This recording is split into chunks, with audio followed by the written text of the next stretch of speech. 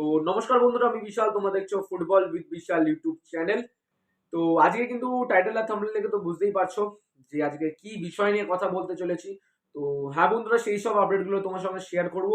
তো তার আগে যেটা সবার প্রথমে বলে থাকি, যারা যারা এখন অব্দি চ্যানেলটাকে সাবস্ক্রাইব করোনি, নিচে দেখো লাল রঙের সাবস্ক্রাইবের বাটনটা আছে, ওখানে ক্লিক করো। ক্লিক করে তোমরা কিন্তু সাবস্ক্রাইবটা করে দিও, আর পাশে থাকা বেল আইকনটাকে অল নোটিফিকেশনে ক্লিক করে কিন্তু শেয়ারটা করতে একদম ভুলো না।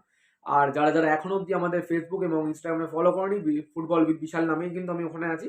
তোমরা কিন্তু যাও, গিয়ে ওখানে কিন্তু ফলোটা করতে একদম ভুলো না। আর ডেসক্রিপশন বক্সে কিন্তু লিঙ্ক দেওয়া আছে দুটো, তো অবশ্যই কিন্তু গিয়ে ফলোটা করে দাও। তো আজকে প্রথমেই যে আপডেটটা তোমার সঙ্গে শেয়ার করবো সেটা হচ্ছে কেবিএফসি কে নিয়ে, তো কেরালা ব্লাস্টার্সকে নিয়ে। তো সিজন যখন শুরু হয় তখন আমরা হয়তো ভেবেছিলাম যে কেরালা ব্লাস্টার্স হয়তো বেটার পারফরমেন্স করবে, হয়তো ভালো পারফরমেন্স করবে, এক্সপেক্টেড ছিল হয়তো সমর্থকদের এবং সাধারণ সমর্থকদের যারা কেরালা ব্লাস্টার্সকে সাপোর্ট করে না আর কি, তারাও হয়তো ভেবেছিল কেরালা ব্লাস্টার্স হয়তো এই সিজনে একটা ভালো পারফর্ম করতে পারবে। কেন কিনা তাদের যে স্কোয়াড ছিল, তাদের যে টিম লাইন আপ ছিল, সেখান থেকে আমি কেন ভাই, সবাই কিন্তু একটা কথাই ভেবেছিল যে কেরালা ব্লাস্টার্স হয়তো টপ 5 এর মধ্যে বা টপ 6 এর মধ্যে থাকবে।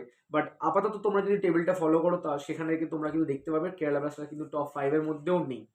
তো সেখান থেকে দাঁড়িয়ে কিন্তু ম্যানেজমেন্টে একটা ডিসিশন নেওয়া হয়েছে যে তারা কিন্তু কোচ পরিবর্তন করেছে।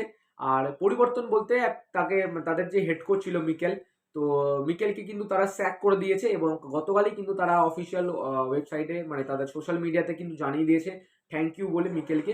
এবং সেই সব তো ঠিক আছে, কেরালা ব্লাস্টার্স তো হেড কোচকে স্যাক করেছে। তো এখন বর্তমানে বা ভবিষ্যতে কেরালা ব্লাস্টার্সের কোচ কে হতে পারে, ঠিক আছে?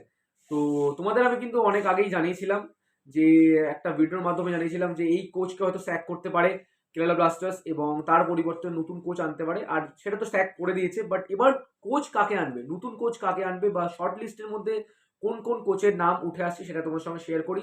তো এর আগে যেটা শোনা যাচ্ছিল মার্কেটে যে ইভান হুগোমানোভিচ এবং দেশ ব্যাকিংহাম, এদের দুজনের মধ্যে কাউকে একজন ট্রাই করতে পারে আমাদের কেরালা ব্লাস্টার্স ম্যানেজমেন্ট। বাট তাদের মধ্যে কিন্তু দুটো কোচের নামই কিন্তু শর্ট লিস্টে নেই।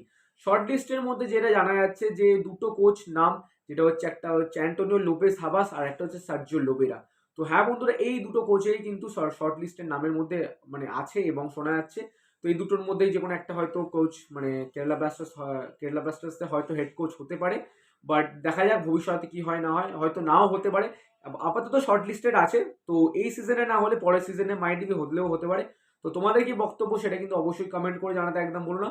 আর কেরালা ব্লাস্টার্সের যে এই যে ডিসিশন যে তোমার মিকেলকে স্যাক করে দিয়েছে, তো সেটা নিয়ে তোমাদের কি বক্তব্য সেটা কিন্তু অবশ্যই কমেন্ট করে জানাতে একদম ভুলো না। তো পরবর্তী আপডেট যেটা হচ্ছে মোহামেডান স্পোর্টিং ক্লাবকে নিয়ে। তো মোহামেডান স্পোর্টিং ক্লাবকে নিয়েও সেমই জিনিসটা, যেটা হচ্ছে মোহামেডান স্পোর্টিং ক্লাব কিন্তু এইবারেই কিন্তু আই লিগ জিতে তারা কিন্তু আইএসএল এর মঞ্চে কিন্তু তোমরা এসছে, মানে নতুন বা প্রথমবারের মতো কিন্তু আইএসএল খেলছে। এবং আইএসএল খেললে কি হবে, তারা কিন্তু যে প্রথম যে 2 থেকে 3টে ম্যাচ, সেখান থেকে আমরা হয়তো ভেবেছিলাম মোহামেডান স্পোর্টিং ক্লাবও কিন্তু প্রথমবারের মতন এসেই তারা কিন্তু একটা একটা চমক দেখাবে, বা তারা কিন্তু অত্যন্ত ভালো খেলছে বা সমর্থকদের কিন্তু মন জয় করে নিয়েছিল প্রথম 2টো ম্যাচ থেকে। তো সেখান থেকে সবাই ভেবেছিল যে মোহামেডান স্পোর্টিং ক্লাব কিন্তু এই সিজনে একটা ভালো ফাইট দেবে অন্যান্য টিমকে।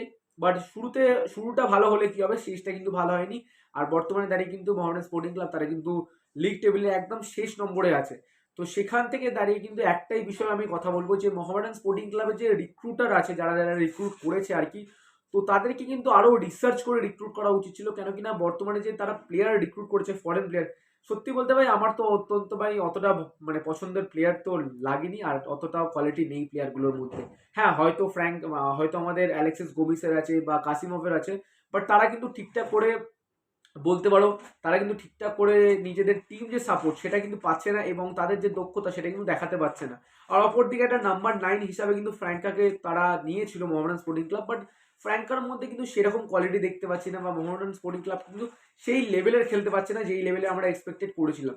হয়তো আরো ভালো বেটার চয়েস আসতে পারতো ফরেন প্লেয়ারদের মধ্যে থেকে মানে মোহামেডান ম্যানেজমেন্টের, বাট সেরকমটা কিন্তু কিছুই করা হয়নি। আশা করা যায় যে এই যে উইন্টার ট্রান্সফার, তো সেই ট্রান্সফার উইন্ডোতে হয়তো মোহামেডান স্পোর্টিং ক্লাব হয়তো কাউকে রিলিজ করে হয়তো নতুন কোনো প্লেয়ার আনতে পারে। তো আমি এটাই বলবো যে ভালো কোনো প্লেয়ার আনলে হয়তো বেটার হবে মোহামেডান স্পোর্টিং ক্লাবের জন্য।